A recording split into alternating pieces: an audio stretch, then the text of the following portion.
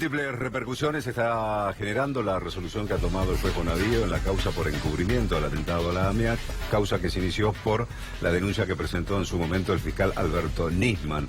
Estamos ahora en contacto con el doctor Alejandro Fargosi, quien fue integrante del Consejo de la Magistratura. Doctor Fargosi, buen día. Buen día, ¿cómo está? Bien. ¿Cuál es su opinión con respecto a esta decisión que ha tomado el juez Bonadío? Bueno, obviamente no he podido leerla, así que no puedo opinar sobre la decisión. Son 495 páginas. Exactamente. Lo que sí es importante tener en cuenta en estos casos es algo, primero, una premisa básica, y es, estas decisiones las toma un juez. Bien. Un juez de primera instancia, un juez de cámara, pero es virtualmente imposible para los que estamos afuera del expediente tomar decisión, y además es ilegítimo. O sea, uno puede opinar, por supuesto, pero el que conoce la causa es el juez. Ahora, la cuestión va a ser, cuando esto vaya al Senado, y dijo muy bien en un tuit el senador Pinedo, esto hay que analizarlo con mucha objetividad y sin cometer parcialidades. Sin política partidaria. Exactamente. Sino institucional. Porque si no, nunca vamos a despegar del barro en el que estamos metidos. Con lo cual, más allá del corazoncito que uno pueda tener, el ejercicio básico que tiene que hacer un juez o un abogado o un senador en este caso, es actuar de una manera muy fría. Esto es básico, ¿no? Sí. Se cuestiona, desde un lado, ¿no? Se cuestiona mucho el tema de las prisiones preventivas sin que exista una condena, ¿sí? Que este sería el caso, digamos. ¿Qué opina usted? No, desde ese punto de vista, no, yo no entiendo esa especie de buenismo que hay dando vueltas por todos lados, porque precisamente la ausencia de suficientes prisiones preventivas es lo que ha sumido a la Argentina en un mar de inseguridad. Hablando de delitos en general, la prisión preventiva, su mismo nombre lo indica, es para prevenir. ¿Cuándo se previene? Se previene cuando el juez, en base a los elementos que tiene en el juicio, llega a la conclusión de que un imputado o un procesado, no es lo mismo, el imputado es una persona que uno acusa, el procesado ya es una persona de la que hay graves presunciones de que ha cometido un delito, ¿no? Bueno, cuando se tiene la duda de, o mejor dicho, la sospecha de que puede entorpecer la investigación. Esto existe en todo el mundo, es natural que ocurra. Doctor, perdón, disculpe que lo interrumpa. Otro tema que vale la pena comentar, que es un buen ejercicio. A nosotros como argentinos nos llaman mucho la atención estos casos de figuras importantísimas que son procesadas, detenidas. En el resto del mundo pasa todo el tiempo. Estados Unidos, Europa, en todo el primer mundo hay presidentes, primeros ministros, gobernadores, pero el cargo que usted busque. En gestión, de hecho, ¿no? Durante, es decir, se investigan también a los funcionarios mientras están en el poder, que es el caso de Brasil, por ejemplo. Exactamente, que eso es nuestra gran asignatura pendiente, ¿no? Claro, claro. Exactamente. Siempre la justicia allí en el ojo de la tormenta, ¿no? Con jueces federales en donde siempre están respondiendo a los vientos que soplan del gobierno de turno, ¿no? Nuestra gran asignatura pendiente en estos últimos, ya no sé si decir 100 años, porque cuando uno lee el Martín Fierro y dice, hacete amigo del juez, no le debe que quejarse, ya se empieza a preocupar, porque pareciera que es un mal endémico del que no nos podemos zafar. La justicia, no toda la justicia en estos temas de los que estamos hablando, ¿no? Sí. La justicia en estos temas, digamos así, federal penales o de determinado tipo de crímenes, es como que no funciona. Porque esto, en definitiva, fíjese que es un denominador común. Usted tiene un juez pidiendo un permiso para entrar a un lugar, que el único lugar donde un juez no tiene poder es una embajada, el resto él decide si entra o no. Claro. Jueces que tardan años y años en hacer investigaciones que termina en prescripciones, porque ojo con ese tema. También. Exactamente. O sea, hay investigaciones siempre del exfuncionario. ¿Por qué no investigan al funcionario que está de turno? ¿Sabes que yo no lo entiendo?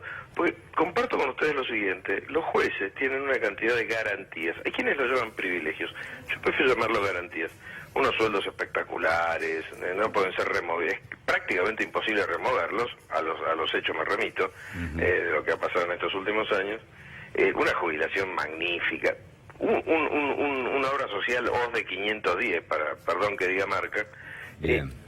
Tienen todo para ser autónomos. Exactamente. Entonces, el argumento de que no tienen las herramientas, que no tienen las leyes o que no tienen la seguridad es mentira. Sin duda, yo creo que es la gran asignatura pendiente para el Estado argentino, el funcionamiento independiente de la justicia. Exactamente.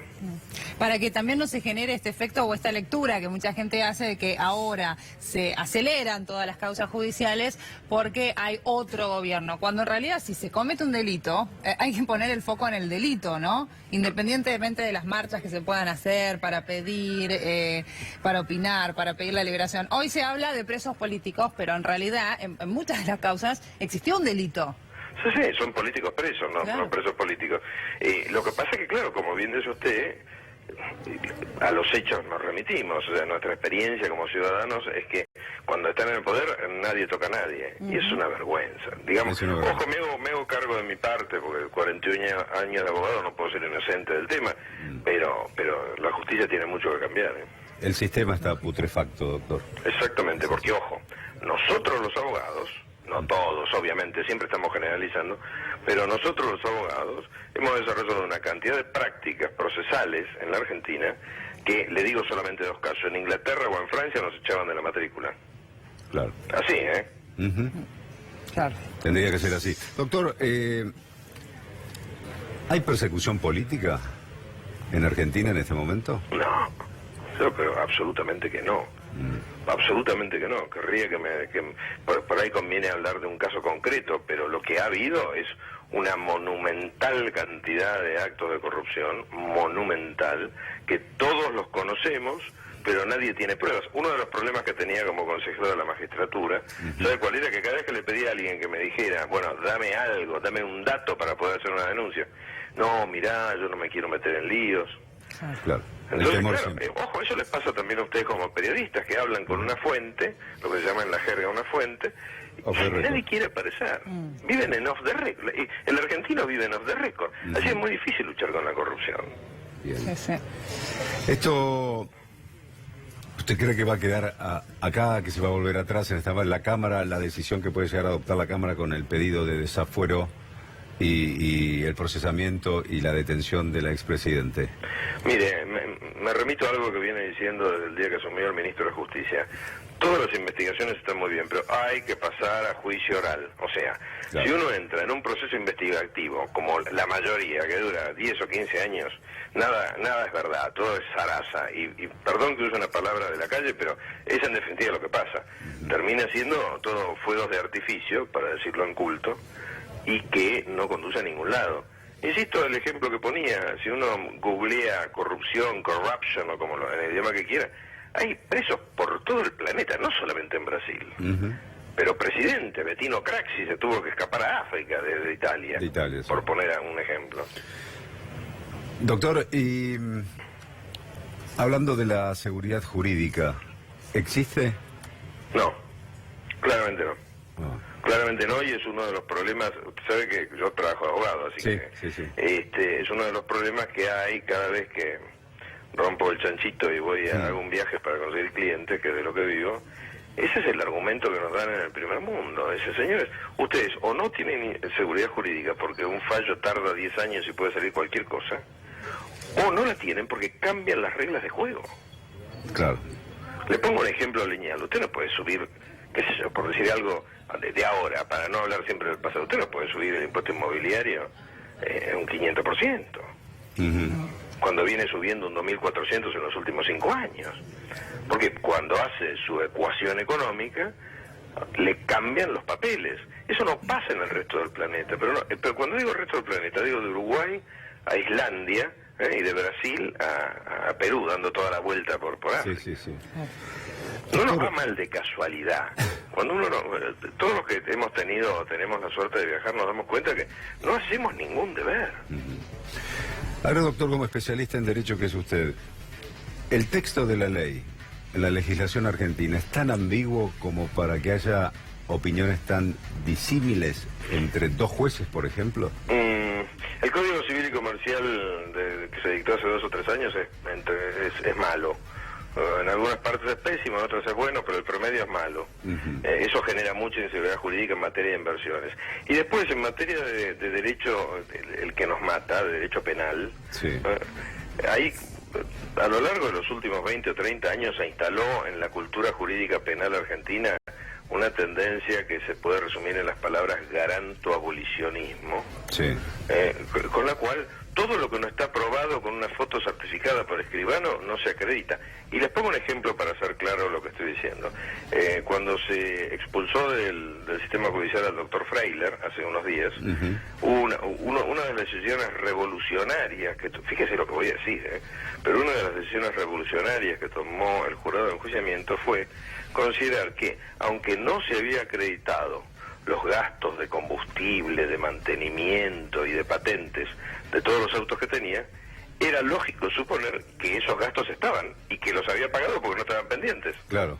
O sea, ¿qué demuestra esto? Que dentro de la mentalidad judicial penal, ¿no?, hay como una especie de... El principio de duda a favor del reo, como le decimos los abogados, del imputado, Sí. es tan inmenso que se pueden producir fenómenos como hubo hasta hace poco en la provincia de Buenos Aires, en la época de Scioli, que para truchar las estadísticas había una categoría que no me la acuerdo exactamente, pero era algo así como muerte por causa ajena al cuerpo.